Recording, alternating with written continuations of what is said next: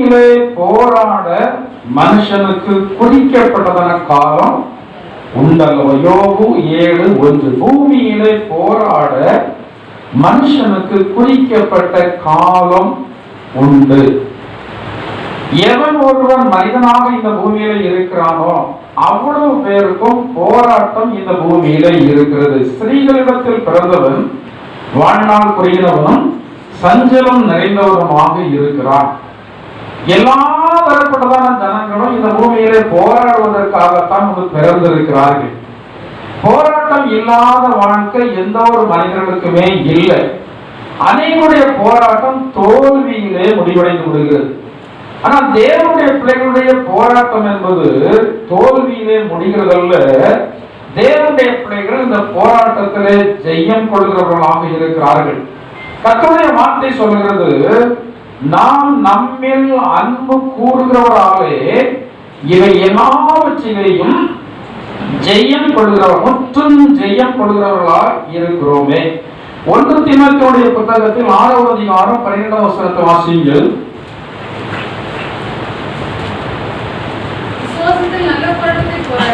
விசுவாசத்தின் நல்ல போராட்டத்தை போராடு.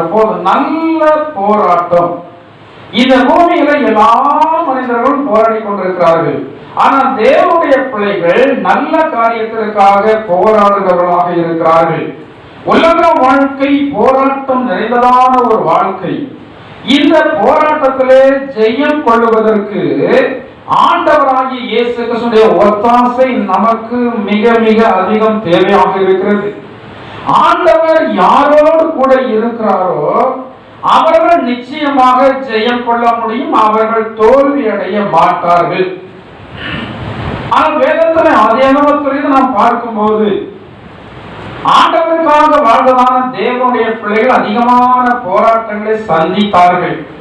ஆனால் அந்த போராட்டங்களின் மத்தியிலே தேவன் அவர்களை ஜெயத்துடன் நடத்தின சாட்சியும் வேதாகமத்தில் நிரம்பவது எழுதப்பட்டிருக்கிறது. கொலோசியருக்கு நிருபம் 1வது அதிகாரம் 21வது வசனத்துல சொல்லப்பட்டிருக்கிறது. அங்கே வாசிக்கும் போது அங்கே விதமாக எழுதப்பட்டிருக்கிறது. வாசிங்கள்.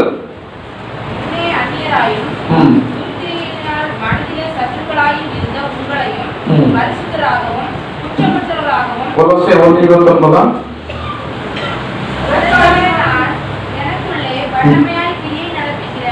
எனக்குள்ளே வல்லமையாய் கிரியை நடப்பிக்கிற அவருடைய பலத்தின்படி போராடி பிரயாசப்படுகிறேன். இந்த பூமியிலே தேவனுடைய போராடுவதற்கு அவருடைய பலம் நமக்கு அதிகமாக தேவையாக இருக்கிறது. சரீர பலத்தினாலே ஒரு மனுஷன் போராடி வெற்றி பெற்றுவிட முடியாது. இவன் பெற்றிருக்கிற அறிவினாலே, ஞானத்தினாலே, புத்தியினாலே போராடி வெற்றி பெற்று விடவே முடியாது. அங்கே சொல்லப்பட்டிருக்கிறது, அவருடைய பலத்தின்படி நான் போராடி என்ன செய்கிறேன், பிரயாசப்படுகிறேன். இதற்கு கர்த்தருடைய பலம் தான் நமக்கு அவசிய தேவையாக இருக்கிறது. இந்த உலகத்திலே நாம் ஒன்று போராடும் போது இந்த போராட்டம் 2 விதங்களிலே நாம் கடந்து போக வேண்டியது இருக்கிறது. ஒன்று போராட்டத்தோடு போராடி ஜெயம் பெறுவது, இன்னொன்று அந்த போராட்டத்தை சகிக்கிறது. வாசியுங்கள். எபிரேயர் நிருபம் 10வது அதிகாரம் 32வது வசனத்தை வாசியுங்கள். எபிரேயர் நிருபம் 10வது அதிகாரம் 32வது வசனத்தை வாசியுங்கள். நீங்கள் பிரகாசமாக்கப்பட்டிருந்த நாட்களில் உபத்திரவங்களாகிய மிகுந்த போராட்டத்தை சகித்தீர்களே. பிரகாசமாக்கப்பட்டிருந்த அந்த நாட்களிலே போராட்டங்களை நீங்கள் என்ன செய்தீர்கள், சகித்தீர்கள். பிரச்சனைகளை சகித்தீர்கள். உங்களுக்கு விரோதமாக செயல்படுறதான எல்லா காரியத்தையும், அநீதிகள், அநியாயங்கள், விரோதமாக இழைக்கப்படுகிற நிந்தைகள், அவமானங்கள் எல்லாவற்றையும் ஒரு தேவனுடைய பிள்ளையால் நிச்சயமாக சகிக்க முடியும். இன்னைக்கு இந்த பூமியில இருக்கிறதான ஜனங்கள் நம்மை அநேக விதங்களில் உபத்திரப்படுத்தும் போது நாம் அநேக விலைகளில் சோர்ந்து போய் விடுகிறோம். ஆபத்து காலத்தில் சோர்ந்து போவாயான உன்னுடைய பலர் ஒருங்கினது. வருங்காலத்தை குறித்ததான ஒரு வெளிப்பாடு உள்ளதான ஜனங்கள் மட்டும்தான் சந்தோஷமாக நாம் ஆண்டவருக்காக வாழ முடியும். ஒரு உதாரணத்தை நான் உங்களுக்கு வந்து சொல்லுகிறேன். ஒரு கிரிக்கெட் போட்டி நடக்கிறது சொல்லி வைத்துக் கொள்ளுங்கள். இந்த கிரிக்கெட் போட்டி இந்த பதிவிலே பதிவேற்றம் செய்யப்படுகிறது. இந்த போட்டியை பார்க்கிறதான ஜனங்கள் ஒரு பதட்டத்தோட இருப்பாங்க. ஏதாவது ஒரு டீமுக்கு வந்து சப்போர்ட்டாக இருந்து நினைத்துக் கொண்டிருப்பார்கள். ஆனா இவருடைய இதயத்துல என்ன ஒரு பதட்டம் இருக்கும்? நாம் நினைக்கிறதான டீம் வந்து தோற்று விடுமோ என்று சொல்றதுதான் ஒரு பதட்டம் இருக்கும். ஏனென்றால் அந்த கேமுடைய முடிவு இவர்களுக்கு என்ன செய்யாது, தெரியாது. இப்போதான் அந்த ஆட்டம் நடந்து கொண்டிருக்கிறது, இதனுடைய முடிவு தெரியாது. அதை பார்க்கிறவர்கள் பதறிக்கொண்டே வந்து பார்ப்பார்கள்.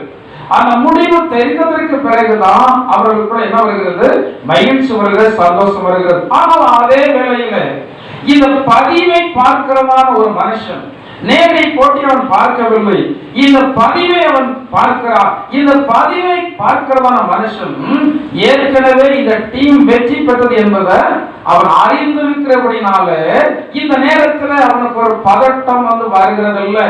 நீங்கள் ஆண்டவர் நீங்கள் சரியாக நம்பி இருந்தால், விசுவாசித்திருந்தால், வரப்போற நாட்களிலே உங்களுக்கு கிடைக்கிறதான ஜெயம் இப்போதே உங்களுக்கு தெரிந்திருக்கும். நல்ல ஆவிக்குரிய அனுபவத்தில் இருக்கிறதான ஜனங்களுக்கு எப்போதுமே இருதயத்தில் ஆண்டவர் பேசிக்கொண்டே இருப்பார். வரப்போற நாட்களில ஜனங்களெல்லாம் பதறிக் கொண்டிருக்கும் போது உங்களுடைய இருதயத்துல ஒரு பெரிய ஒரு சமாதானம் இருக்கும். ஒரு காரியத்தை நீங்கள் செய்ய போகிறீங்க, ஒரு தொழிலை வந்து செய்ய போகிறீங்க, பரிசுத்தாவியால் நீங்கள் பெற்றிருந்தால் உங்களுக்கு அந்த தொழில வரப்போற நாட்களில நஷ்டம் வருகிறதா இருந்தால் ஆண்டவர் தடை பண்ணுவார். ஆனால் உங்களுக்கு தடைகள் வரவில்லை, நீங்கள் அதை செய்யறீங்க. அதை செய்ய ஆரம்பிக்கும் போது உங்களுடைய இதயத்தில் ஆண்டவர் பேசுவார், நீ செய்யறதான காரியத்தை நான் வாய்க்கப்பட காரிய சித்தி அறல் வரும். இதை நீங்க நம்பணும். அது நம்மள நினைச்சுட்டு இருக்கிறோம், நான் தான் எல்லா காரியத்தையும் செய்திருக்கிறேன். இல்ல, நீங்க செய்யல. காரிய சித்தி யார் செய்யலாம்? நீங்க நம்புறீங்களா? நம்புறா நீங்க அறிக்கை ஆண்டவரே என்னால் ஒண்ணுமே இல்லை ஆண்டவர், ஏதோ நான் உங்களுடைய கரத்தில் உள்ள கருவிதான். என்னுடைய குடும்பத்திற்காக வருமானம் என்னை பயன்படுத்துறீங்க, நான் ஒரு கருவிதான். நான் இல்லாவிட்டால் என்னுடைய குடும்பத்தை நடத்த முடியும். ஆனால் என்னை கருவியாக நீங்கள் பயன்படுத்துறீங்க, என்னை கொண்டு நன்மை செய்றீங்க, அவ்வளவுதான். இன்னைக்கு எவ்வளவோ நன்மைகள் அற்புதங்களை எல்லாம் ஊழியத்தின் மூலமாக ஆர்டர் செய்யறாங்க. என்னோட இருதயத்தில் துணிக்கிறது என்னவென்றால், அப்போஸ்தலனாகிய பவுல் ஒரு வார்த்தையை சொன்னதான காரியங்கள் தான் துணிக்கிறது. அது நான் அல்ல, எனக்குள் வாசமாய் இருக்கிற தேவ கிருபைதான் செய்தது. நான் அல்ல, என்னுடைய சுய சக்தி அல்ல, என்னுடைய சுய பக்தி அல்ல, நான் பெற்றதான கிருபை அல்ல, நான் பெற்றதான வரம் அல்ல, எல்லாம் தேவனுடைய கிருபையே அப்படி செய்வது. ஒரு நல்ல தேவனுடைய பிள்ளைகள் எப்பவுமே தேவனுடைய கிருபையை தான் சிந்தித்துக் கொண்டிருப்பார்கள். நான் கிடையாது. ஜனங்கள் ஒருவேளை உங்களை கையை காட்டலாம், நீங்க உங்களுடைய திறமையினால செய்திருக்கிறீங்க சொல்லலாம், உங்களுடைய படிப்பினால செய்திருக்கிறீங்க சொல்லலாம், உங்களுடைய பணத்தினால் செய்திருக்கிறீங்க சொல்லலாம். இல்ல, எல்லாமே தேவனுடைய கிருபையினால் தான் செய்யப்பட்டது. வாசித்த வேதத்தில் சொல்லப்பட்டிருக்கிற பிரகாசமாக்கப்பட்டிருந்த அந்த நாட்களில் நீங்கள் உபத்திரவங்களை என்ன செய்தீங்க? உபத்திரம் எங்க இருந்து வருகிறது? எங்க இருந்து வருது? வரைமுறை உண்டா? ஒரு தேவனுடைய பிள்ளைக்கு உபத்திரம் எங்க இருந்தா வர வேண்டும் என்று வரைமுறை உண்டா? வரைமுறையே கிடையாது. எங்க இருந்தாலும் என்ன வரலாம்? அந்நிய ஜனங்கள் மூலமாக வரலாம், சொந்த ஜனங்கள் மூலமாக வரலாம், அண்டை வீட்டு மூலமாக வரலாம், நம் வீட்டுக்குள்ளே இருந்து வந்து என்ன செய்யலாம் வரலாம், உடல் விசுவாசிகள் மூலமாக வந்து வரலாம். எங்க இருந்தோ ஒரு மனுஷனுக்கு உபத்திரவங்கள் வரலாம். உபத்திரவங்கள் வரும்போது நம்ம அநியாயமாக நடக்கிறபடினாலதான் உபத்திரம் வருகிறது அப்படி நினைத்து விடக் கூடாது. நல்லவர்களுக்கு உபத்திரம் வராது நினைத்து விடக் கூடாது. நல்லவர்களுக்கு உபத்திரம் வரும், கெட்டவர்களுக்கு உபத்திரம் வரும். நீங்கள் அநியாயமே செய்யாமல் நீங்கள் நியாயமாக வாழ்ந்தாலும் உங்களுக்கு உபத்திரம் வரத்தான் செய்ய. ஏனென்றால் வேதத்தில் சொல்லப்பட்டிருக்கிறது, இப்பொழுது நீங்கள் துன்பப்பட வேண்டியது அவசியமானதால் பலவிதமான உபத்திரவங்களினாலே நீங்கள் சோதனைக்குள்ளாக்கப்படுகிறீங்க. இந்த பிரச்சனை எங்கே இருந்தோ வந்து கொண்டே இருக்கிறது. ஆனால் ஒரு காரியம் என்னவென்றால், ஆணுடைய பிள்ளைகளோடு கூட ஆண்டவர் எப்போதும் இருக்கிறார். அவர் இருக்கிறத நீங்கள் உறுதிப்படுத்திக் கொள்ள வேண்டும். நீங்கள் அவரிடத்தில் அனுதினம் சொல்ல வேண்டும், ஆண்டவரே, நீங்கள் இல்லாமல் என்னால் வாழ முடியாது. நீங்கள் என்னை பலப்படுத்தாமல் என்னால் வேலை செய்ய முடியாது. நீங்கள் எனக்கு பலம் தராமல் என்னால் தொழில் செய்ய முடியாது. நீங்கள் பலம் தராமல் என்னால் வியாபாரம் செய்ய முடியாது. எல்லாவற்றையும் நீங்கள் ஆண்டவரிடத்தில் அறிக்கை செய்ய வேண்டும். நீங்கள் இல்லாமல் நான் ஒன்றுமே இல்லை. அநியாயமாக துன்பம் வந்தாலும் சரி, ஆண்டவரே, எல்லாம் நீங்கள் அறிந்தேதான் வருகிறது. ஒரு வசனத்தை வாசியுங்கள். 1 கொரிந்தியர் 6வது அதிகாரம் 7-8 வசனத்தை வேகமாக வாசியுங்கள்.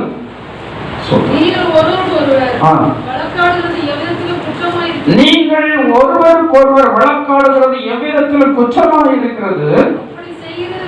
அப்படி செய்கிறதை விட நீங்கள் ஏன் அநியாயத்தை சகித்துக் கொள்ள நிறுத்துகிறோம்? ஏன் அநியாயத்தை சகித்துக் கொள்ள? யாருக்கு சொல்லப்படுகிறதான வார்த்தை இது? விசுவாசிக்கு சொல்லப்படுகிறதான வார்த்தை. நமக்கு இழைக்கப்படுகிறது அநியாயம், நமக்கு விரோதமாக பேசப்படுகிறது அநியாயமான வார்த்தைகள். ஏன் இவைகளை நீங்களும் என்ன செய்யக்கூடாது? சகிக்க கூடாது. வேதத்தில் சொல்லப்பட்டிருக்கிறது. நமக்கு ஆண்டவர் மேன்மையான ஆசீர்வாதங்களை வைத்திருக்கிறார். ஜனங்களுக்கு இது தெரியாது. நம்மை சில நேரங்களிலே மேன்மையான ஆசீர்வாதத்திற்குரியவர்களாக மாற்றுகிறது நமக்கு விரோதமாக அநியாயம் செய்கிறதான ஜனங்கள் தான். அவர் அநியாயமாக நம்மை பேசுகிறார்கள், அநியாயமாக நம்மை துன்பப்படுத்துகிறார்கள். நாம் அவைகளை சகித்து சகித்து கிறிஸ்தவ ஜீவியத்தை நாம் மேலாக வளர்ந்து கொண்டே இருக்கிறோம்.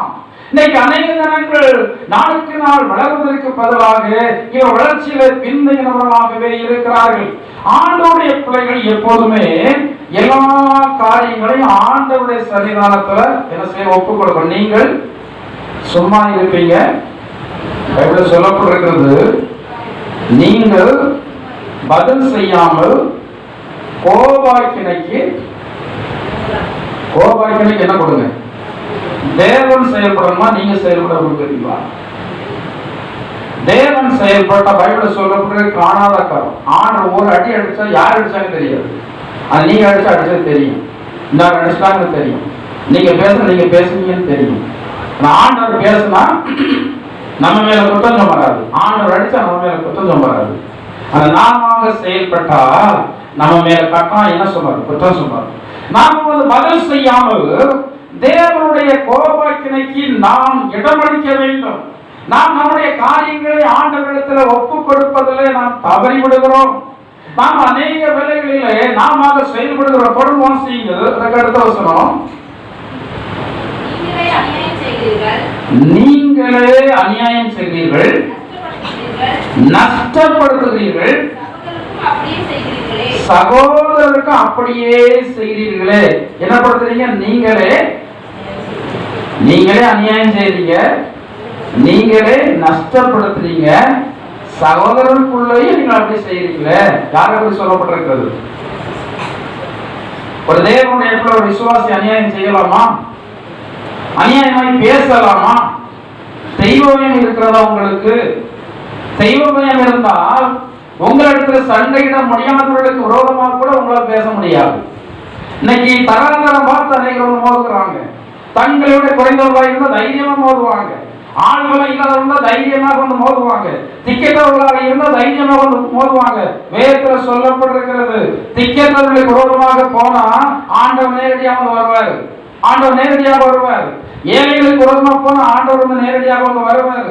உனக்கு ஈடுபடுப்பதற்கு ஆட்கள் இருந்தா நீங்க 2 பேரும் வந்து போராடுவீங்க. ஆனா ஏழை வந்து தாழ்ந்து போவான், அவன் இருபத்தி நினைத்து கொண்டு போவான். நான் ஏழையாக இருக்கிறேன் அல்லவா என்னை துன்பப்படுத்துறாங்க, எனக்கு ஆண்களும் இல்லை என்று அல்லவா என்னை இப்படி குடும்பமா சேர்ந்து வந்து துன்பப்படுத்துறாங்க, இவன் எப்படியெல்லாம் நினைத்து கொண்டிருப்பாங்க. அந்த இடத்துல யார் வருவார்? திக்கேற்றவர்களுக்கு சகாய நீரே. அவர் ஒருவர் தான். நீங்க திக்கேற்றவர்களா இருந்தா, உங்களுக்கு ஆள்பலம் இல்லாம இருந்தா, பணபலம் இல்லாம இருந்தா, உங்களுக்கு அவர் ஒருவர் தான் எப்படி இருப்பார்?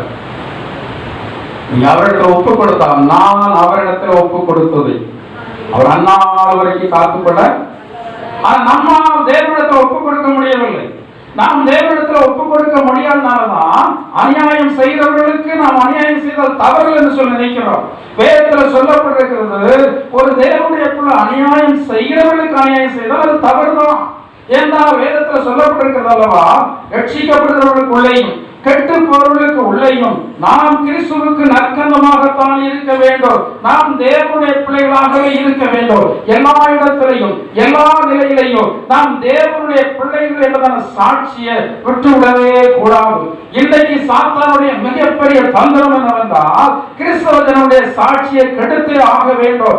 கிறிஸ்தவ ஜனங்களுடைய சாட்சியை கெடுக்கும் போது அநேகர் இடரடைவார்கள். அநேகர் ஆண்டவரை தேடுவதில் அவர்கள் வர முடியாமல் ஆகும். எனவே கிறிஸ்தவர்களாகிய உங்களை, விசுவாசிகளாகிய உங்களுடைய சாட்சியை சாத்தான் கெடுக்கும்படியாக மிக மிக முயற்சி பண்ணுகிறான். ஆவிக்குரிய ஜனங்களுடைய வாழ்க்கையிலே சரீரத்தில் பலவீனத்தை கொடுப்பதை விட அவன் ஆத்மாவிலே தாக்குதலை தொடுப்பதை தான் அதிகமாக விரும்புகிறான். இதை நாம் நன்றாக அறிந்து கொள்ள வேண்டும். அப்ப நாமே அநியாயம் செய்கிறோம், நாமே நஷ்டப்படுத்துகிறோம், சகோதரருக்குள்ளையும் அப்படியே செய்கிறோமா? இது எந்த விதத்துல பார்த்தால், என்ன நியாயத்தை சொன்னாலும் இதுக்கு நியாயம் சொல்லவே முடியாது. ஆமையாரு தேவனுடைய பிள்ளைகள், நமக்கு பேர் என்னது?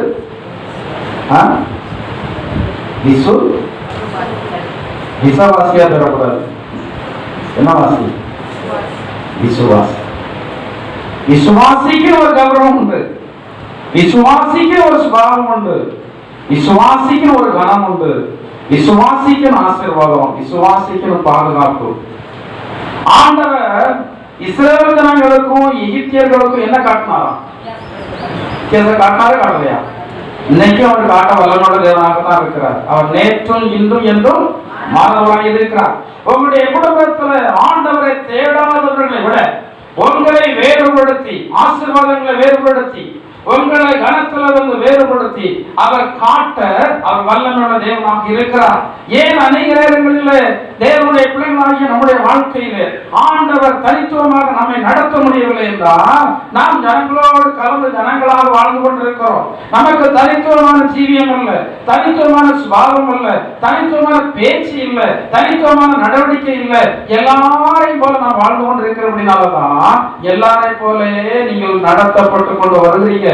ஏதோ கொஞ்சம் கிருபையினால இந்த நன்மைகள் எல்லாம் என்ன செய்திருக்கிறீங்க, பெற்றிருக்கிறீங்க. அப்போ அதுல சொல்லப்பட்டிருக்கிறது, நீங்கள் அநியாயத்தை சகிக்கணும், நஷ்டத்தை சகிக்கணும். ஜனங்கள் உங்களுக்கு விரோதமாக செய்கிறதான எல்லா செயல்களையும் தேவனுடைய சகித்துதான் இது கட்டாயம், இது தேவனுடைய கட்டளை. சகித்துதான் ஆக வேண்டும். நம்ம சில பேர் நினைப்போம், நான் சகித்தா என்னை ஏமாளிலாம் நினைச்சிருவாங்க. நினைக்கட்டும், என்ன குறைஞ்சு போயிங்க, என்ன குறைஞ்சு போயிருக்கீங்க? ஏமாளி நினைக்கட்டும். ஒரு நாள் வரும் அல்லவா, நீங்க யார் என்பதை நாளாவது கட்டாயம் என்ன செய்யும், விளங்கப்படணும். விளங்கப்படலாம். ஒரு நாள் வரும், உங்கள்கிட்ட மோதனா அவங்க தலை உடையிற மாதிரி உணர்வாங்க. கொஞ்ச நாள் ஆண்டு அமைதியா தான் இருப்பார். நீங்க தேவனுடைய எப்படியாக இருந்து இவைகளாக நீங்க சகித்துக் கொண்டிருப்பீங்க. ஆனா கொஞ்ச நாளுக்கு ஆண்டவர் அவைகளை விட்டுதான் பிடிப்பாரு. உங்களுக்கு ஓரளவு பலன் வர வேண்டும், உங்களுக்கு ஓரளவு பொறுமை வர வேண்டும், உங்களுக்கு ஆத்ம சக்தி வர வேண்டும். அதற்காக ஆண்டவர் அமைதலோடு கொஞ்ச நாள் இருக்கதான் என்ன செய்வார். கொஞ்ச நாள் கழிச்ச உடனே தான் தெரிய வரும் நீங்கள் யார் என்பது. நீங்கள் பயமுறுத்தி தெரிய வேண்டாம், நீங்கள் இடத்துல வாக்குவாதம் பண்ணி தெரிய வேண்டாம். உங்களுக்கு விரோதமாக செய்கிறதான எல்லா செயல்களுக்கும் அவர்களுக்கு தண்டனை வந்தே தீரும். அந்த உலகத்துல நமக்கு போராட்டம், முதலாவது போராட்டம் வாசியுங்கள். எபேசியருக்கு நிருபம் 6வது அதிகாரம், எபேசியர் 6வது அதிகாரம் 12வது வசனத்தை வாசியுங்கள். ஏனெனில் மாம்சத்தோடும் இரத்தத்தோடும் அல்ல, துரைத்தனங்களோடும் அதிகாரங்களோடும் இப்பிரபஞ்சத்து அந்தகார லோகாதிபதிகளோடும் வானமண்டலங்களில் உள்ள பொல்லாதாவின் சேனைகளோடும் உங்களுக்கு போராட்டம் உண்டு. வானமண்டலங்கள பொல்லாதாவினுடைய சேனை. சாத்தானால் போராட உங்களால் முடியுமா? இங்க பாருங்க, சாத்தானால் போராட உங்களால் முடியுமா? நல்லா பேசி படிக்க இருந்திருப்பாங்க, திடீர்னு சொல்லி மறைத்து போய் ஆவியா வர்றாங்க. திடீர்னு மறைப்போம் ஆவியா வராங்கன்னு வச்சுக்கிறோமே. நீ நேரடியா வந்தா கையினால ஒரு அடிக்கூட அடிச்சிருவீங்க, முடிய பிடிச்சி இருந்து ஆட்டி என்ன பாடுபடுத்தணும் பாடுபடுத்திடுவீங்க. ஆனா ஆவியை வந்தப்போ உங்களால் என்ன செய்ய முடியும்? ஆவியுடைய உலகம் வேற, இந்த உலகம் வேற. ஆவியுடைய காரியங்களை குறித்து தேவனுடைய பேர் நன்றாக அறிந்திருக்கும். இந்த பைபிள் சொல்லப்பட்டிருக்கிறது, பிசாசுடைய தந்திரங்கள் உங்களுக்கு தெரியாது நல்லவே. ஆவிகளை குறித்து நன்றாக தெரிந்திருக்க. நீங்க மனுஷனா இருக்கிறீங்க, செத்து போனப்புறம் யாரா மாறுவீங்க? அப்படியே மாற முடியாது. ஆவியுடைய உலகத்திற்கும் இந்த பூமியில வாழ்கிறதான மனுஷனுக்கும் சம்பந்தமே கிடையாது. மரித்த தேவனுடைய பிள்ளைகளுடைய ஆவிகள் இருக்கிற இடம் மத்திய ஆகாயத்துல பரதீசுல இருக்கிறது. மத்திய ஆகாயத்துல பரதீசு இருக்கிறது. இந்த பரதீசு என்பது அந்த நாட்களில் இருந்ததான ஏதேன் தோட்டம் இன்றைக்கு மத்திய ஆகாயத்துல இருக்கிறது. அந்த இடத்துலதான் இன்றைக்கு இந்த மரித்து போன தேவனுடைய பிள்ளைகளுடைய ஆவி எல்லாம் அங்கே அமைதோடு இருக்கிறது. ஆனா அந்த இடம் வந்து மிகப்பெரிய ஒரு பாதுகாக்கப்பட்டதான இடம். அந்த ஆவியில் இருக்கிறதான இடத்துல எந்த ஒரு மனுஷன் போக முடியாது, எந்த ஒரு மந்திரவாதியும் தன்னுடைய மந்திரத்தை பயன்படுத்த முடியாது. அதே போல அங்கிருந்து யாரும் வரவும் முடியாது. அது ஒரு ஹைலி ரெஸ்ட்ரிக்ட் உள்ளதான ஒரு இடம். அடுத்தபடியாக ஆண்டவரை அறியாத ஜனங்களுடைய ஆத்மாக்கள் பாதாளத்துல மரித்து போனதுக்கு பிறகு பாதாளத்துல இருக்கிறது. அதுவும் ஒரு மிகப்பெரிய பாதுகாக்கப்பட்ட இடம். அந்த இடத்தை பாதுகாத்துக் கொண்டிருக்கிறது சாத்தான். ஆனா பரதீசை காத்துக் கொண்டிருக்கிறது தேவனுடைய தூதர்கள் எல்லாம் காத்துக் கொண்டிருக்கிறார்கள். ஒரு மனுஷன் மரித்ததற்கு பிறகு இந்த ரெண்டு இடத்துல எங்கேயாவது ஒரு இடத்திற்கு தான் அவன் போயாக வேண்டும். காலம் வந்து மரிக்கிற ஆவிகள் அப்படி போய்விடும். காலம் வருவதற்கு முன் மரிக்கிறதான ஆவிகள், அதாவது உதாரணமாக ஒரு நபர் 60 வயதுதான் மரிக்க வேண்டும் என்று சொல்லி ஆண்டவர் வந்து அவனுக்கு நியமித்து வைத்திருக்கார், குறித்து வைத்திருக்கார் என்றால் அவன் 50 வருடத்துல மரித்து விட்டான். ஏதோ ஒரு காரணத்தினால் சாத்தான் கொண்டு போய் விட்டான், இல்லாவிட்ட தற்கொலை ஆகிவிட்டது, இல்லாவிட்ட ஏதோ விபத்துல வந்து மரித்து விட்டார்கள். இது காலம் வருவதற்கு முன்னாடி மரித்தால் இந்த 10 வருடங்களும் அதுக்கு மிகப்பெரியதான சங்கடம் அந்த ஆவிக்கு. ஏன்னா அவங்க ஏற்கனவே பிறந்து வளர்ந்ததான வீட்டுக்கு வந்தாலும் யாரும் வீட்டுக்குள்ள அலோவ் பண்றது? வீட்டுக்குள்ள உட்கார சொல்லுவாங்க. நான் தான் வந்திருக்கேன்னா, நான் தான் வந்திருக்கேன், செத்து போறாங்க, நான் தான் வந்திருக்கேன்னு சொல்லுவாங்க. உடம்பெல்லாம் புல்லரிச்சிடும், உங்களுக்கு பயப்படுவாங்க, வீட்டிலே இடம் கொடுக்க மாட்டாங்க. இது நேரம் எங்க போகுது? பரதீசு இருக்கிற இடம் வரைக்கும் போது உள்ள போக முடியாது, அங்கேயும் போக முடியாது. அதுவும் பாதுகாக்கப்பட்ட இடம். இங்கே பாதாளத்துக்கு போகிறது, அங்கேயும் பாதுகாக்கப்பட்ட இடம். ஏன்னா அங்கேயும் வந்து காலம் வரலாம், ஆனா உள்ள போக முடியாது. எனவே இது அங்க அலைகிறது, இங்க அலைகிறது, எங்கெல்லாமோ அலைகிறது. அலைஞ்சி இது தன்னுடைய விருப்பத்தை நிறைவேற்றும்படியாக மனிதர்களுடைய இதயத்தை தேடுகிறது, மனிதர்களுக்கு தீங்கு விளைவிக்கிறது. அது சமாதானம் இல்லாமல் இருக்கிறபடினாலே, அது வேதனையோடு இருக்கிறபடினாலே இருக்கிறதான எல்லா ஜனங்களையும் அது என்ன செய்யும்? வேதனைப்படுத்தும். இந்த பிசாசோடு நம்ம அவ்வளவு வெகுவாக போராடி வெற்றி பெற முடியாது, தேவனுடைய அனுகிரகம் இல்லாமல். ஏனென்றால் ஆவியில் இருக்கு. இதெல்லாம் வேதத்துல சொல்லப்பட்டிருக்கிறது. உங்களுடைய போராயுதங்கள் மாம்சத்திற்குரியவைகள் அல்ல, அரண்களை நிர்மூலமாக்கத்தக்க அது தேவ பலமுள்ளவைகளாம் இருக்கிறது. அந்த தேவ பலமுள்ளதான போராயுதம் என்னவென்றால் ஆண்டவர் மேல் வைக்கிறதான விசுவாசம், சாட்சியினுடைய வசனம். வேதத்தில் சொல்லப்பட்டிருக்கிறது, ஆட்டுக்குட்டியானுடைய இரத்தத்தினாலும் சாட்சியுடைய வசனத்தினாலும் அவனை என்ன செய்தார்கள்? ஜெயித்தார்கள். மரித்து போன ஆவிகள் மட்டுமல்ல, இந்த பூமி முழுவதும் பொல்லாத ஆவியினால் நிறைந்து இருக்கிறது. இன்றைக்கு கொஞ்சம் இடம் கொடுத்தால் போதும், ஆணுடைய பிள்ளைகளாகி நீங்கள் கொஞ்சம் இடம் கொடுத்தால் போதும் தொலைஞ்சிருவீங்க. ஏனென்றால் சாத்தான் உங்களுடைய கண்களுக்கு மறைவாக, உங்களுடைய சிந்தைக்கு மறைவாக என்ன செய்கிறான்? வேலை செய்கிறான். அதை அறிய இன்றைக்கு அநேகரால முடியல. இந்த சாத்தானுடைய கிரியைகளை அறிய முடியாமல் இருந்தால் அது நம்முடைய வாழ்க்கையில பயங்கரமான காரியங்களை செய்யும், அநேகமான கஷ்டங்களை கொடுக்கும், அநேகமான நஷ்டங்களை கொடுக்கும், அநேகமான வியாதிகளை எல்லாம் அது என்ன செய்யும்? கொடுக்கும். இன்னைக்கு மருத்துவ உலகம் இப்போ வர வர ரொம்ப பயப்படுறாங்க. ஏன்னா வருகிறதான வியாதி அவர்களால் சுகமாக்க வியாதியாக இருந்தால் அல்லவா சுகமாக்க முடியும். இது யாரே வியாதி உருவாக்குறான்? யாரே வியாதி உருவாக்குறான்? சாத்தான் வியாதியை உருவாக்க முடியுமா சாத்தானால? நான் சிறுவனாக இருக்கும்போது வியாதியுடைய அறிகுறி இருக்கும், வியாதி இருக்காது. வியாதியுடைய அறிகுறி, அதாவது ஒரு மஞ்சள் காமால இருந்தால் என்னென்ன சிம்டம்ஸ் இருக்குமோ அத்தனை சிம்டம்ஸ் இருக்கும். டெஸ்ட் பண்ண என்ன இருக்காது, மஞ்சள் காமால இருக்காது. ஒரு அப்பண்டிக்ஸ் இருக்கிறவங்களுக்கு என்னென்ன வேதனைலாம் இருக்குமோ அத்தனை வேதனை இருக்கும். ஆனா டெஸ்ட் பண்ண என்ன இருக்காது, அப்பண்டிக்ஸ் இருக்காது. ஆனா இப்போ உள்ள பேய் ரொம்ப பொல்லாத பேயா இருக்கிறான். வியாதியை உருவாக்கி விடுகிறான். ஏன்னால் வியாதி என்று சொல்லி ஒன்று ரிப்போர்ட்ல இருந்தால்தான் இவர்கள் பணத்தை எல்லாம் வீணாக செலவு பண்ணுவார்கள், சாத்தானுக்கு தெரியும். எனவே இந்த வியாதியை வந்து உருவாக்கி விடுகிறான். கொஞ்ச நாளைக்கு முன்னாடி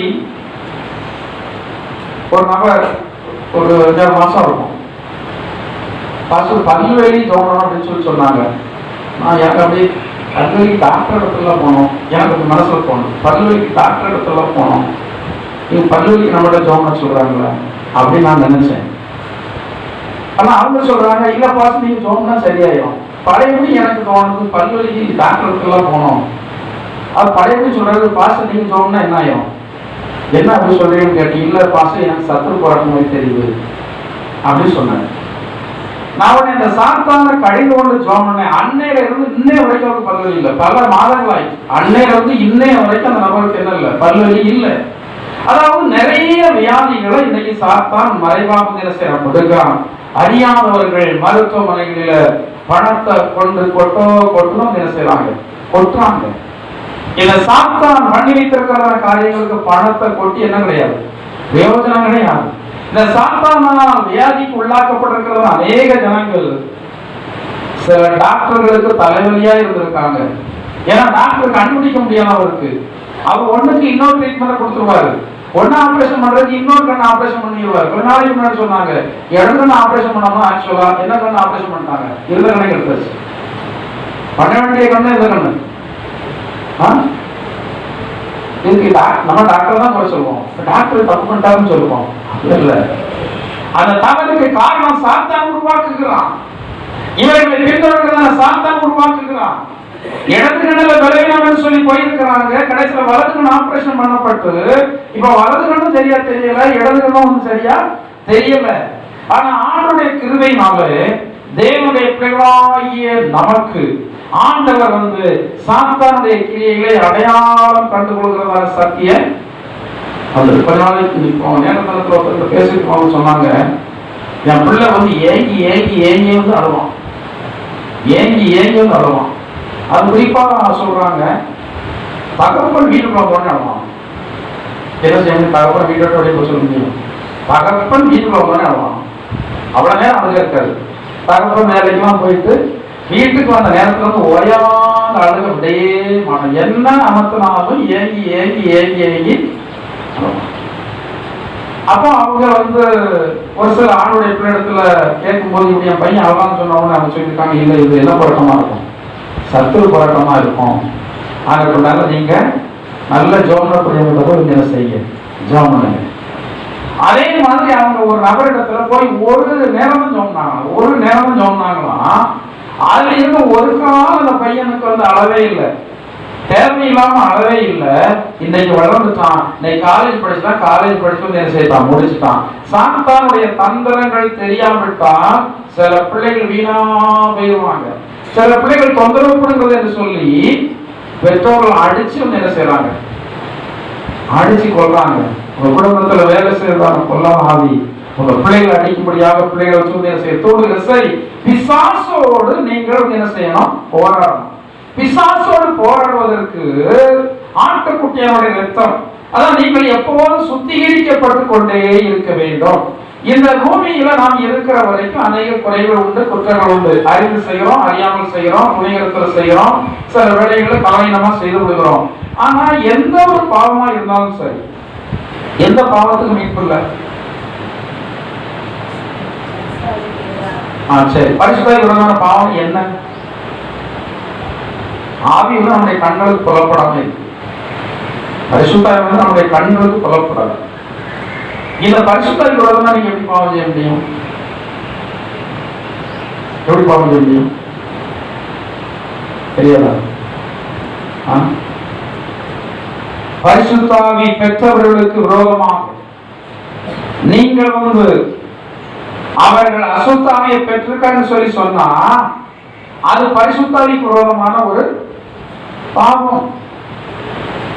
சில வேலைகளில் சிலவங்க வருவாங்க, நல்ல அந்நிய பாஷையை பேசுவாங்க, எனக்கு உடனே அந்த வார்த்தை தான் ஞாபகத்துக்கு வரும். பைபிள்ல சொல்லப்பட்டிருக்கிறது, பரிசுத்தாவிக்கு விரோதமான பாவம் மன்னிக்கப்படாது. எந்த சந்தர்ப்பத்தில் இயேசு கிறிஸ்து அந்த வார்த்தையை சொன்னாருன்னா, இவர் ஒன்று சொன்னாங்களாம், இவர் பெயர்செபூலின் தலைவனாகிய பிசாசுகளின் தலைவனாகிய பெயர்செபூலினாலே இவர் பிசாசுகளை துரத்துறாருன்னு சொல்லி சொன்ன போதுதான் அவர் வார்த்தையை சொல்றாரு, நான் தேவனுடைய வருகையினால இந்த சாத்தானெல்லாம் துரத்துகிறேன்.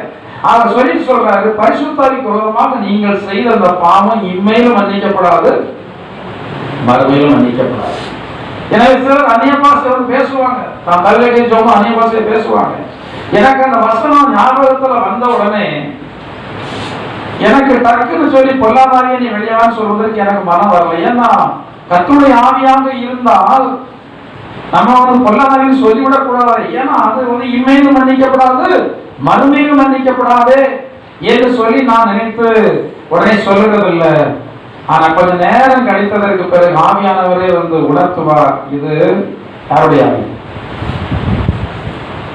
சாத்தானும் ஒளியின் தூதனுடைய வேஷம். ஒளியின் தூதன் சொல்லிடுறாங்க. சமீபத்தில் ஒருத்தவங்க வந்தாங்க, அவங்களுக்கு ஒளியின் தூதன் படிச்சிருக்காங்க. ஒளியின் தூதன் படிச்சது ரொம்ப நல்லது. ஒளியின் தூதன் யாரு? ஒளியின் தூதன் இயேசு. ஒளியின் தூதனுடைய வேஷம். இந்த ஒளியின் தூதனுடைய வேஷம் என்பது அப்படியே யார மாதிரி இருக்கணும், அப்படியே ஆண்டு பிள்ளைகள் மாதிரியே இருக்கும். ஆனா ஒரு காரியத்தை நீங்கள் கண்டுகொள்ளலாம், தேவன் எப்ப அதிநுட்பமாக பார்த்தா தெரியும், அவருடைய கனிகளினாலே நீங்கள் அவர்களை, இந்த கனிகளினால மட்டும்தான் ஒரிஜினல் பரிசுத்தாவி பெற்றவர்கள் நீங்க அறிய முடியும். அந்நிய பாஷையை பேசணும் நீங்க அறிய முடியாது. இங்க அந்நிய பாஷையை பேசுவாங்க, அங்க தண்ணீர் பிடிக்கிறதான இடத்துல போற அங்க தெரியும் அவர் பெற்றிருக்கிறது அந்நிய பாஷையா இல்லைன்னா அந்நிய ஆவியா என்பது. தண்ணீர் பிடிக்கிறதான இடத்துல, சில இடங்களில் ஆட்கள் கொடுக்கிறதான இடத்துலதான் தெரியும் இவர்கள் என்ன ஆவிய பெற்றிருக்கிறார்கள் என்பது. ஆண்டவருடைய வார்த்தையின்படி நாம ஒரு பரிசுத்தாவினுடைய அபிஷேகத்தை ஒரு பெற்றிருந்தால் கனிகளினால், கனிகள் என்னது? கனிகள் என்னது? கனிகள் என்னது? கனிகள் கனிகள் தான் கனிகள் உங்களுடைய செயல்கள், தேவனுடைய பிள்ளைகளுடைய செயல்கள். கனிகளை எப்படி ஜனங்கள் விரும்பி பறித்து அதை பயன்படுத்த விரும்புகிறார்களோ அதே போல ஒரு தேவனுடைய பிள்ளைகளிடத்துல நல்ல சுபாவங்களாகிய கனிகளை பயன்படுத்தும்படியாக ஜனங்கள் விரும்புகிறார்கள். ஆனா இன்றைக்கு ஆவிக்குரிய ஜனங்கள் சொல்லி சொல்கிறவருடைய வாழ்க்கையில இந்த கனிகளே இல்லை. ஜபம் மட்டும் இருக்கிறது. உங்களுடைய ஜபம் உங்களை சரிப்படுத்தாவிட்டால் நீங்கள் ஜீவன் இல்லாத ஜபம் தான் பண்ணி இருக்கிறீங்க. உங்களுடைய உபவாசம் உங்களை சரிப்படுத்தாவிட்டால் நீங்கள் இந்த உபவாசத்துல என்ன இல்லை, பயன் இல்லை. நீங்கள் வந்து ஆராதித்துக் கொண்டிருக்கிற ஆராதனை உங்களை சரிப்படுத்தாவிட்டால் நீங்கள் ஆராதித்து வந்து எதுல பயன் இல்லை. நீங்கள் ஒரு நாள் ஆண்டுடைய நியாய தீர்ப்பு நாள் வரும்போது ஆண்டுடைய சாபத்துடைய வார்த்தையை பெற்றக்கூடாது. சபிக்கப்பட்டவர்களே என்பதான வார்த்தை பெற்றக்கூடாது. என் பிதாவினால் ஆசீர்வதிக்கப்பட்டவர்களே, உலகம் உண்டாகும் முதல் உங்களுக்காக ஆயத்தம் பண்ணப்பட்டிருக்கிறதான இந்த நித்திய ராஜ்யத்துல ஆரம்பத்துல வந்து ஆண்டவர் எதை உண்டாக்கல, நரகத்தை உண்டாக்கல. ஏன்னா ஆண்டவருடைய திட்டம், ஆண்டவருடைய விருப்பம் எந்த ஒரு மனுஷன் எங்க போகக்கூடாது, தண்டனைக்கு போகக்கூடாது என்பது அவருடைய விருப்பம். அந்த நரகம் வந்து யாருக்காக உண்டாக்கப்பட்டது? பிசாசுக்காகவும் அவருடைய தூதர்களுக்காகவும் உண்டாக்கப்பட்டது. நாம போய் நானும் வரேன்னு சொல்லி உள்ள போறோம், மனுஷரும் நானும் வரேன் வாங்கன்னு சொல்லி அப்படி உள்ள போறோம். அது மனுஷனுக்காக உண்டாக்கப்பட்டது அல்ல, மனுஷனுக்காக உண்டாக்கப்பட்டது தேவனுடைய ராஜ்யம். இந்த பரலோக ராஜ்யம் மகிமையானது. இந்த பரலோக ராஜ்யத்திற்கு ஒப்பா வந்து யாருமே வந்து ஒண்ணு சொல்ல முடியாது. அங்கே சொல்லப்பட்டிருக்கிறது நகரத்துடைய வீதியெல்லாம். ஒரு நாள் நான் தரிசனத்துல பார்த்தேன், ரொம்ப வேதனை. அப்போ எனக்கு சரியா சாப்பிட முடியல, சரியா தூங்க முடியல. நான் பொதுவாக என்ன பிரச்சனை டக்குன்னு யார்ட்டையும் சொல்றது இல்லை. எனவே நான் எனக்குள்ளே இந்த இவ்வளவு கஷ்ட கஷ்டப்பட்டு இவ்வளவு ஊழியம் செய்து இப்படி எல்லாம் இருக்கிறது. வேதனைப்படுத்துறவங்க வேதனைப்படுத்திட்டே தான் இருக்காங்க, நன்மை பெற்றவங்க வேதனைப்படுத்துறாங்க, நெஞ்சிக்கிறாங்க, அவமதிக்கிறாங்க. நான் அவ்வளவு பாடுபட்டு ஊழியத்தை செய்து எனக்கு என்ன பிரயோஜனம்? சரிய பிரகாரம் நன்மை ஒண்ணுமே இல்லையே அப்படின்னு சொல்லி நான் வேதனையோடு ஜெபம் பண்ணி நீண்ட நேரம் கழிச்சு நான் தூங்கினேன். அப்போ ஒரு அரை தூக்கத்துல அந்த தேவனுடைய ராஜ்யம் எனக்கு காட்டப்படுறது. பார்க்கிற கண்ணு கட்டாத தூரம் வரைக்கும் தங்கும், கண்ணு கட்டாத தூரம் வரைக்கும் தங்கும். அதுக்கு முடிவே என்ன செய்யல, தெரியல. வெளிச்சம், அப்படி ஒரு வெளிச்சம், அப்படி ஒரு வெளிச்சம். அதுல பக்கத்துல தண்ணீர் இருக்கிறது. அந்த தண்ணீர் பைபிள் சொல்லப்பட்டிருக்கிறது கண்ணாடி கடல் போலதான் கடல் சொல்லி சொல்லப்பட்டிருக்கிறது. அதாவது கண்ணாடி கடல் என்றால் அது ஒரு சின்ன ஒரு இது கூட தெரியல, தண்ணி இருக்கா இல்லையான்னு கூட தெரியல. ஆனா அதுல நான் இறங்குறேன், அப்பதான் தெரியுது அதுல தண்ணி இருக்கிறது சொல்லி தெரிகிறது.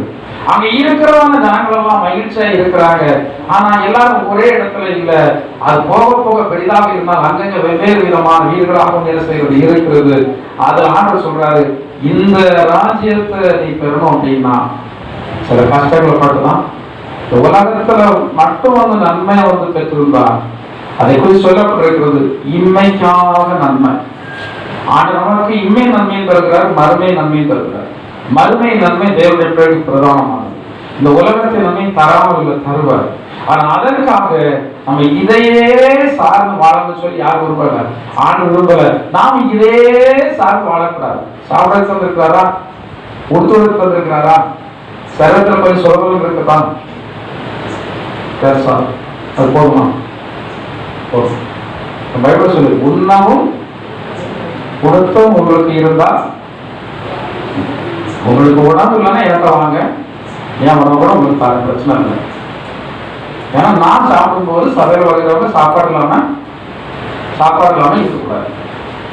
அப்படி இருந்தா சபை நடத்துறதால எனக்கு அது கஷ்டம். வஸ்திரம் இல்லாம இருக்கீங்களா? வருஷத்துக்கு ஒரு வஸ்திரம் கூட இல்லையா? ஒரு வஸ்திரம் கூட பாஸ்டர் நான் ஒரு வருஷத்துல எடுக்கிறது இல்லை. யாராவது இருக்கிறீங்களா? போன வருஷம் வஸ்திரம் எடுக்கல அப்படிங்கிறவங்க யாராவது இருக்கிறீங்களா? நான் விளையாட்டு கேட்கல, உண்மைதான் இருக்கிறீங்களா? நான் பல ஆண்டுகள் எனக்கு, என் மனைவிக்கு, என் பிள்ளைக்கு வஸ்திரம் எடுக்காம இருந்திருக்கு. அந்த அனுபவத்தில் கடன் தான் இருக்கு. பிறந்த நாளைக்கு கூட ஒரு வஸ்திரம் எடுத்து கொடுக்க முடியாம, ஒரு வருஷ பிறப்பு கிறிஸ்துமஸ் கூட நல்லா நினைச்சு பாருங்க. உங்க பிள்ளைகளாம் புது வஸ்திரம் போட்டு வந்திருப்பாங்க, என் பிள்ளை பழைய வஸ்திரத்தை போட்டு உட்காந்து எப்படி இருக்கும், சின்ன பிள்ளைகளுடைய நிலைமை எப்படி இருக்கும். நான் அழுவேன். ஆனா அதெல்லாம் யாரும் கவனிக்கவும் இல்லை, யாரும் பார்க்கவும் இல்லை. அவ்வளவு கஷ்டம், அவ்வளவு கஷ்டத்துல இருந்தோம். அதை என்ன யார் பார்த்தா? ஆண்டவர் பார்த்தேன். நான் பொதுவாக மனுஷன் பார்க்கிறது, மனுஷருடைய விசாரிப்பு குறைவாக இருந்தாலும் மானசீகத்தில் இருக்கிறவங்க கஷ்டப்படும் போது 2 பேரோட விசாரிப்பு கொஞ்சம் தற்காலிகமாக ஒரு ஆறுதலா இது வாழ்ந்தாலும் எல்லாரும் எதிர்பார்ப்போம். அப்படி உள்ள நிலைகள் எல்லாம் கடந்துதான் நான் வந்தோம். அந்த நேரத்தில் நான் போய் என்னுடைய சகோதரமார்ட்டையோ என்னுடைய தாயார்ட்டையோ போய் நான் இல்லை தரணும் அப்படின்லாம் கேட்டதில்லை. எனக்கு ஒரு வெக்கம் என்ன இருக்குன்னா, கர்த்தருடைய ஊழியத்துக்கு வந்துட்டு யாருக்காக கேட்க எனக்கு ரொம்ப வெக்கமா இருக்கும். எனக்கு ரொம்ப வெக்கம். ஏன்னா ஆனபடினாலதான் சபையில் வருகிற எல்லாமே நீங்க ஃப்ரீயா இருக்கிறீங்க. யார்ட்டையும் காணிக்கு கட்டாயப்பட்டு கேட்கறது இல்லை. தசமாக காணிக்கு கொடுக்கறவங்க அநேகம் இருக்கிறீங்க, கேட்கறது இல்லை. சில ஃபண்டுகள்லாம் தாராளமா இருக்கிறீங்க. சில நேரங்கள்ல யாரும் கேட்கறது, நான் கேட்கறது இல்லை. ஆண்டவரிடத்துல கேட்பாரு, ஆண்டவர் கேட்க மாட்ட மாட்டாரு. நீங்க ஆண்டவருக்குள்ள நீங்க சாப்பிட்டுருந்தீங்கன்னா அது ஆண்டவர் கேட்பாரு. ஆனா நான் கேட்கக்கூடாது, நான் யாரிடத்துல கேட்கணும். ஒவ்வொரு நேரங்கள் இக்கட்டு வருகிற வேலையில ஆண்டவரிடத்துல, ஆண்டவரே நம்ம கம்பெனி வேலை செய்யறதா 10,000 எனக்கு வருமானம் வந்திருக்கு அல்லவா, தரக்கூடாது ஆண்டவர் எனக்கு. அப்படி கேட்டுதான் ஆண்டு அற்புதமாக ஆச்சரியமாக நடக்கிறார். உண்ணவும் உதக்கவும் நமக்கு இருந்தால் அது போதும் இருக்கக்கூடாது.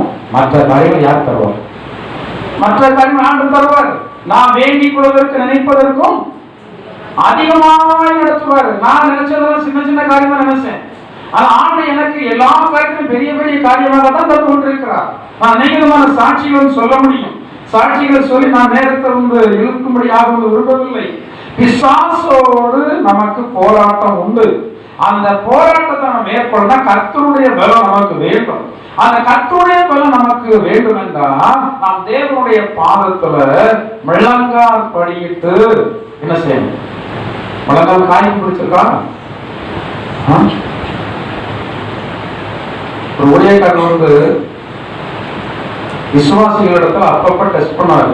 காலை காட்டு பார்ப்போம், எந்த அளவுக்கு நீ ஸ்பிரிச்சுவல்ல இருக்க என்பதை உன் காலை பார்த்தாலும் என்ன செய்யலாம்? காலை பார்த்து எப்படி கண்டுபிடிக்கலாம்? அந்த முழங்கால் காய்ப்பு பிடிச்சிருக்கும், கரண்ட காய்ப்பு பிடிச்சிருக்கும். சிலருக்கெல்லாம் அந்த முழங்கால் அந்த கரண்ட காய்ப்பெல்லாம் இந்த பனையறவங்களுக்கு இருக்கிற மாதிரி இருக்கும். ஏன்னா அவ்வளவு நேரம் முழங்கால் போயிட்டு இவங்க ஆண்டவரத்துல என்ன செய்யிருப்பாங்க? ஜெபம் இருப்பாங்க. அந்த ரங்கத்துல ஜெபம் பண்ணது இன்னைக்கு அநேகருக்கு என்ன செய்யாது தெரியும். எனக்கும் அநேக விளைவுகள்ல அந்த முட்டி அப்படி கலந்து விழும். ஒரு குறிப்பிட்ட நாள் கழிச்ச உடனே அந்த காய்ப்பு நல்ல கனமானதற்கு பிறகு அது தன்னாலும் என்ன செய்யும்? கலந்து விழும். அநேக முறை அப்படி கலந்து விழுந்திருக்கிறது. அந்த முழங்கால் ஜெபம் தான்.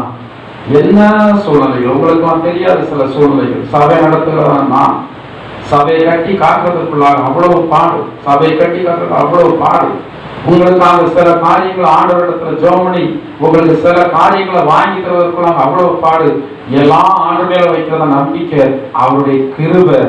அடுத்ததுதான் முழங்கால் ஜெபம். இப்ப ஆத்மாக்கள் நீங்க உட்கார்ந்து இருக்கிறீங்க. நான் சபை தொடர்பாக அடிச்சதான் சூறாவளி காத்துக்கலாம் ஒண்ணும் இல்லாம பதற போல எல்லாம் கொண்டு போயிருக்கோம். அப்ப ஆண்டவருடைய பிள்ளைகளாகிய நாம் முழங்கால்களை மடக்கி ஜெபம் என்ன செய்து கொள்ள வேண்டும்? பழகி கொள்ள. அடுத்தபடியாக எபிரேயர் 12ஆம் அதிகாரம் 4ஆம் வசனத்தை வாசிங்க.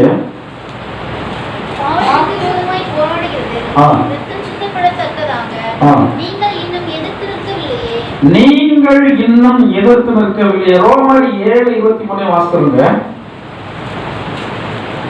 சீக்கிரம் வாசிங்க. என் மனதின் பிரமாணத்திற்கு விரோதமாய் போராடுகிற வேறு ஒரு பிரமாணத்தை என் அவயவங்களில் இருக்க காண்கிறேன். அது என் அவயவங்களில் உண்டாயிருக்கிற பாவ பிரமாணத்திற்கு என்னை சிறைப்படுத்தி கொடுக்கிறது. என் மனதின் பிரமாணத்திற்கு விரோதமாய் போராடுகிறதான ஒரு பிரமாணத்தை என்னில நான் காண்கிறேன். காண்கிறீங்களா? விரும்புறதை செய்ய முடியல. பேசாம இருக்கதான் நினைக்கிறீங்க. கட்டாயத்தை பேச யாரும் விரும்புவீங்களா? கட்டாயத்தை பேச போதும் விரும்புறது இல்லை. நல்ல அர்த்தம் கிடையாது. ஆனா விரும்புறிய உங்களால அப்படிதானே? ஆமாவா இல்லையா? இல்ல வேண்டாம் பேசுறீங்களா? வேண்டாம் பேசுறீங்களா? விரும்பல. ஆனா ஒரு பாவ பிரமாணம் எனக்குள்ள இருக்கு. அது என்ன? இப்படிப்பட்டதான காரியங்களை செய்ய என்னை நிர்பந்தம் பண்ணுகிறது. அடுத்த போராட்டம் எங்கன்னா நீங்கள் உங்களோடு போராடுகிற போராட்டம். நீங்க மனுஷரோட அல்ல, நீங்க மற்றவர்களோட அல்ல, நீங்க உங்களுடைய உடனே இருக்கிறவரோட அல்ல, நீங்கள் உங்களோடே போராட வேண்டும். தேவனுக்கு பிரியமில்லாத அநேக சுபாவங்கள் உங்களையே செய்வதற்கான காரணம் பாவ பிரமாணம் என்று சொல்லி ஒண்ணு எல்லா மனுஷனிடத்திலையும் இருக்கிறது. அந்த பாவ பிரமாணத்தினுடைய வேலை என்னவென்றால் ஒவ்வொரு மனிதர்களையும் பாவத்திற்குள்ளாக நடத்துவது, தேவனுக்கு பிரியமில்லாத காரியத்திற்குள்ளாக நடத்துவது. இதைத்தான் சங்கீதக்காரன் தாவீது சொல்கிறார், நான் துர்க்குணத்தில் உருவானேன், என் தாய் என்னை பாவத்தில். அந்த பாவம் என்பது நமக்குள்ள இருக்கிறது.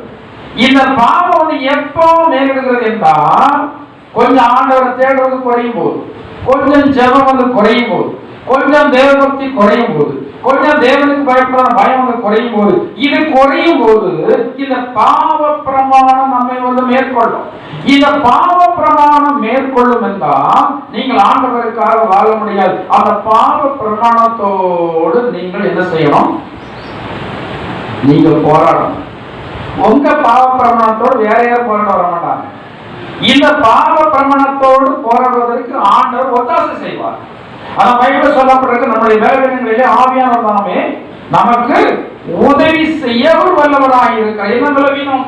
நமக்கு ஒரு பலவீனம் இருக்கிறது, எப்போது கோபப்படுவது.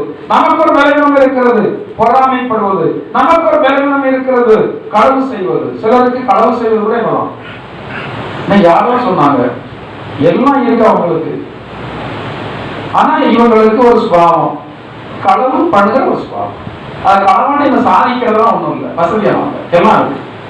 எங்கே போனாலும் எல்லாத்தையாவது ஒண்ணு திருடிட்டு தான் வருவாங்க. இந்த திருட்டு சுபாவம் அவங்களை என்ன செய்து வச்சிருக்கு? அடிமைப்படுத்தி வைத்திருக்கிறது. அடுத்தவருடைய காரியங்களை எடுக்கிறதெல்லாம் திருட்டுனால நம்ம சின்ன காரியத்தெல்லாம் திருட்டு எடுக்கிறது. ஒரு வீட்டுல போய் ஒரு பவன் செய்யற களவாண்டா திருடு நினைக்கிற நபர் ஒரு வாழை வயல போய் வாழைக்காய் பறிப்பதற்கு தவறு நினைக்கிறதே, அது தவறு நினைப்பாங்க. வாழைக்காய் எடுப்பதற்கு, 4 தக்காளி பழத்தை பறிச்சுட்டு வருவதற்கு, 2 வெண்டைக்காய் எடுத்து வருவதற்கு கிராமங்களில் இப்படிப்பட்ட தவறு தான் நடக்கும். அதனால இதுதான் சொல்ல வேண்டியது இருக்குது.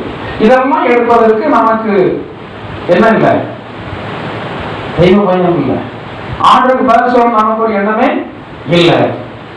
நமக்கு ஆண்டு தந்திருக்கிறது ஆசீர்வதித்து தந்தால் அது போதும். 5 அப்போ 2 பேர் ஆசீர்வதித்து ஆண்டு அவ்வளவு பேர் கொடுத்துட்டு மீதம் 12 போட நிறைய எடுக்கலையா?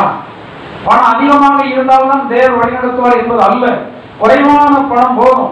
குறைவான பணத்தை வைத்து ஆண்டு உங்களை வழிநடத்த முடியும். அவைகள் இல்லை, யாருடைய ஆசீர்வாதம் இருக்கணும். ஆண்டவரே, எனக்கு நீங்க கொஞ்ச நாள் தந்திருக்கிறீங்க, என்ன செய்தாருங்க? என்ன செய்தாருங்க? ஆசீர்வதித்தாருங்க. ஆண்டவரே, ஆண்டவர் ஆசீர்வதிக்கணும்னா ஆண்டவர் வகுத்த வழிகள் இருக்கணும். ஆண்டவருடைய கையுடைய பிரயாசங்களை ஆசீர்வதிக்கணும்னா ஆண்டவருக்குரிய பகை நீங்க கொடுக்கணும். ஆண்டவருடைய பகவத் என்ன செய்ய திருடக்கூடாது. ஆண்டவருடைய பகைன்னு சொல்லி ஒண்ணு கிடையாதுன்னு சொல்லி சிலர் போதிக்கிறாங்க. ஆனா பைபிள்ல சொல்லப்பட்டிருக்கிறது, இவைகளே செய்ய வேண்டும், அவைகளையும் விட்டு விடாதிருக்க வேண்டும். ஆண்டவர் பழைய ஏற்பாட்டு காலத்துல சொன்னார், உங்களில் ஒருவன் கூலி இல்லாமல் தேவாலயத்துக்கு கதவை கூட என்ன செய்ய மாட்டான், சாத்த மாட்டான். அதனால ஆண்டவர் எல்லாருக்கும் படி வகுத்து வைத்திருந்தார். இவர்களுக்கு இந்த காரியம் சேர வேண்டும். பலி செலுத்தும் போது கூட மன்னத்தோட யாருக்கு அடுத்த தோல் யாருக்கு, எந்தெந்த பகுதி யாருக்கு என்று சொல்லி ஆண்டவர் ஊழியர் சேரர்கள் பிரித்து வைத்திருந்தார். ஆனா புதிய ஏற்பாட்டு காலத்துல இன்னைக்கு நிறைய பேர் நினைக்கிறோம், நான் சபையில எல்லா நன்மைகளையும் பெறுவேன், பாச எனக்காக வாசல் ஜோமணும், அவர் ராத்திரி வெளிக்கிறது ஜோமணும். ஆனா என் வருமானத்துல ஒரு பகுதி அவர் சாப்பிட்றோம் விட்டுறோம். எப்ப ஏற்பட்ட இதயம் பாருங்க. சில நினைப்பாங்க பாசு சாப்பிடக்கூடாது. யார் சாப்பிட்டோம்? விசுவாசிகள் சாப்பிட்டோம், விசுவாசிகள் போடுறாங்க. ஆனா பாசு மட்டும் சாப்பிடக்கூடாது. பைபிள்ல சொல்லப்படுகிற ஈசாக்கு யார் ஆசீர்வதிச்சான்? என் பிள்ளை தானே, சும்மா ஆசீர்வதிக்க வேண்டியதானே. சொல்லப்படுகிறது, நான் புசித்து திருப்தியாகி என் ஆத்மா ஆசீர்வதிக்கும்படி நல்ல போஜனத்தை எனக்கு ஆயத்தம் பண்ணி காட்டுல போய் வேட்டையாடி எனக்கு நல்ல போஜனத்தை தகப்பனாய் இருந்தாலும் இவனுடைய ஆத்மா அங்கே மனம் குளிரும் போதுதான் அந்த ஆசீர்வாதத்தினுடைய காரியம் அங்க பூர்ணமாகிறது. இன்னைக்கு நிறைய பேர் ஆசீர்வாதத்தை இழந்து போயிருக்கிறாங்க. ஜெபிக்கிறாங்க, துதிக்கிறாங்க, ஏழைகளுக்கு கொடுக்கறாங்க, இன்னும் அநேகருக்கு சாப்பாடு போடுறாங்க, அநேகருக்கு வஸ்திரம் கொடுக்கறாங்க. ஆனா அவர்களுக்காக பாடுபட்ட, பிரயாசப்பட்ட, ஜெபித்த, உழைத்த, இரவு விழித்திருந்த தேவனுடைய மனுஷன் இவனுடைய ஒன்னும் அனுபவிச்சிடக்கூடாது. ஒரு நபர்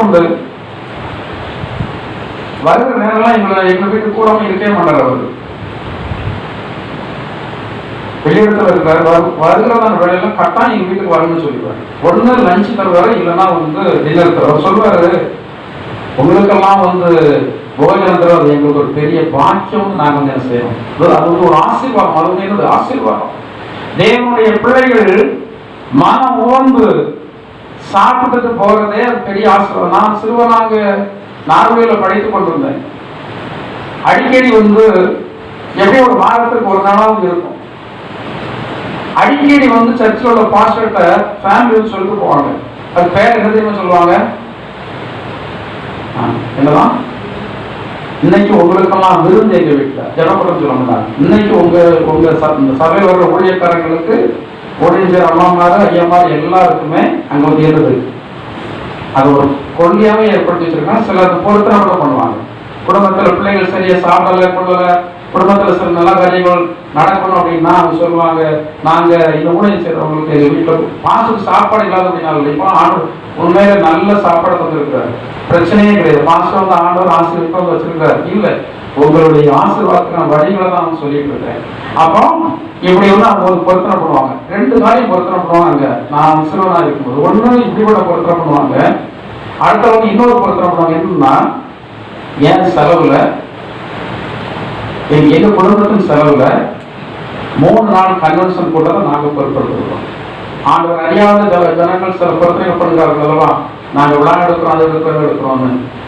அதே மாதிரி இவங்க சில பொருத்தனைகளை பண்ணுவாங்க. அது இவருடைய மனைவியுடைய வீடு விசுவாசிகளா இருந்த வீடு தான். அவங்க வீட்டில் கிட்டத்தட்ட எப்படி வருஷத்துக்கு ஒரு மீட்டிங்காக வச்சிருவாங்க. அந்த மீட்டிங் எல்லாம் இவர்கள் தான் செலவு பண்ணுவாங்க. மீட்டிங் அவங்க வந்து நடத்துவாங்க, சபை பொறுப்பாக தான் நடக்கும். A to Z எல்லா செலவு, சாப்பாடு செலவு, வர்றதுதான பாஸ்டர் கொடுக்கறதான காணிக்கை செலவு, அதற்கப்புறமா ஸ்பீக்கர் செட் செலவு எல்லாமே அவங்க குடும்பம், அவங்க அம்மா அப்பா, அவங்க பெரியவங்க வேலைலாம் செய்யல, அவங்க 10 வேலை தான் செய்வாங்க.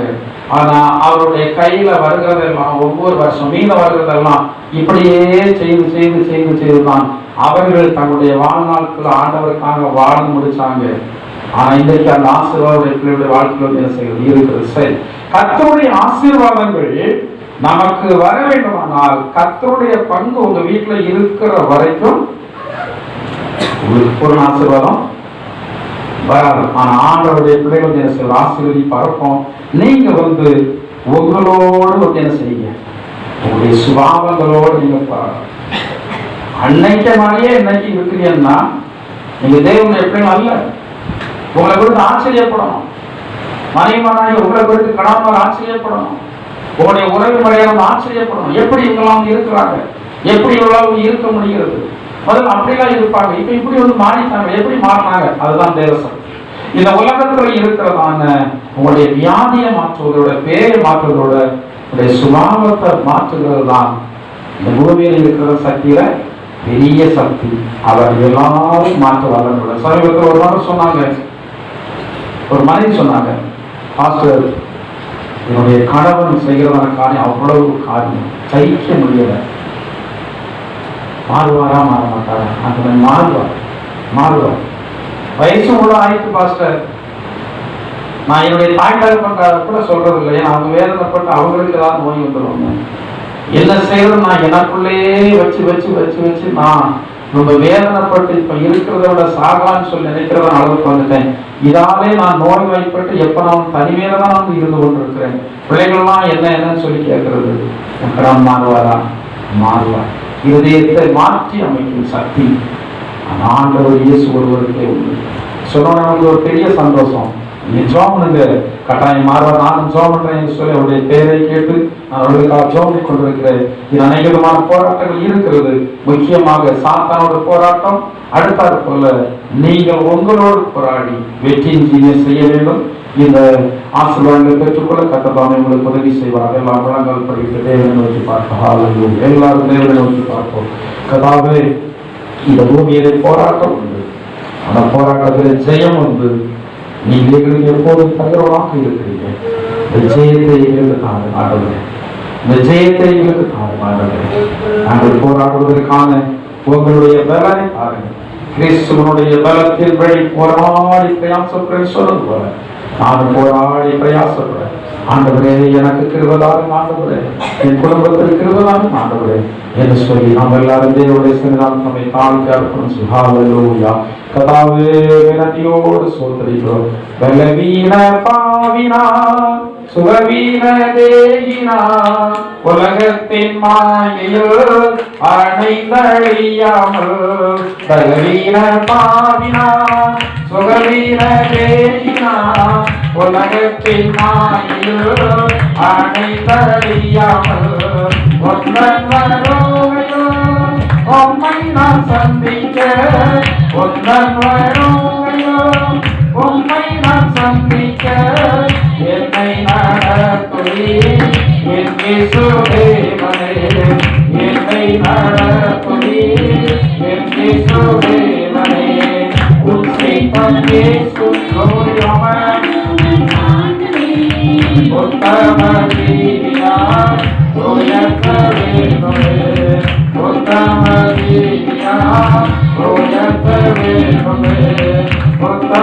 ஜீவியாய் உயர்த்த வேண்டுமே, உத்தம ஜீவியாய் உயர்த்த வேண்டுமே. ஹல்லேலூயா. அன்பின் பரலோகத்தின் ஆவே நல்ல இயேசுவே, இந்த நாளில் உடைய திருசன்னிதானத்தில் நாங்கள் கடந்து வந்து சபையாராக சேர்ந்து உடைய நாமத்தை துதிக்க மகிமைப்படுத்து எங்களுக்கான கிருபை செய்தீங்க. ஸ்தோத்திரிக்கிறோம் ஆண்டவரே. கர்த்தாவே, ஆண்டவருடைய ஆசீர்வாதங்களையும் எங்கள் ஒவ்வொருவருக்கு கர்த்தர் தந்தபடினால நாங்கள் நன்றியோடு ஸ்தோத்திரிக்கிறோம், மகிமைப்படுத்துகிறோம் ஆண்டவரே. வந்திருக்கிற எல்லா ஜனங்களையும் கர்த்தர் ஆசீர்வதிங்க, வராத ஜனங்களை ஆசீர்வதிங்க, ஒரு நாட்கள் அழைத்து வாருங்க ஆண்டவரே. எல்லாரும் கேட்ட சத்தியத்தின்படி கர்த்தாவே, இந்த உலகத்தில் இருக்கிற இந்த போராட்டத்தில் நாங்கள் போராடி வெற்றி பெறத்தக்கதாக எல்லாருக்கும் ஜாக்கிரதையை கொடுங்க, தேவ பலனை கொடுங்க.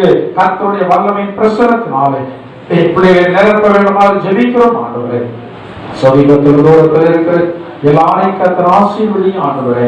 கர்த்தாவே, இந்த வாரம் எங்கள் ஒவ்வொருவருக்கும் ஆசீர்வதிக்கப்பட்ட வாரமாக காணப்படட்டும். கொடிய வியாதிகளுக்கு எங்கள் எல்லாரையும் விலைக்கு காத்துக்கொள்ள ஆண்டவரே. பொல்லாத மனுஷருடைய சதி செயல்களுக்கெல்லாம் எங்கள் எல்லாரையும் விலைக்கு காத்துக்கொள்ள, எல்லாருடைய போக்கு வரவு பிரயாணங்கள் எல்லாவற்றிலும் உடைய பாதுகாப்பை கொடுக்க வேண்டுமாறு சொல்லிக்கிறோம். வருகை தாமதிக்குமானால் மறுபடியும் ஒருமுறை கூட உங்க சன்னிதானத்திலே கடந்து வர கிருபைதாருங்கள். வருகை இருக்குமானால் எதிர்கொண்டு வரத்தக்கதான பரிசுத்த ஜீவியத்தை தந்து தேவன் தாமே வழிநடத்த வேண்டுமாறு இயேசுவின் நாமத்தால் ஜெபிக்கிறோம். ஜீவன பிதாவே, அன்பு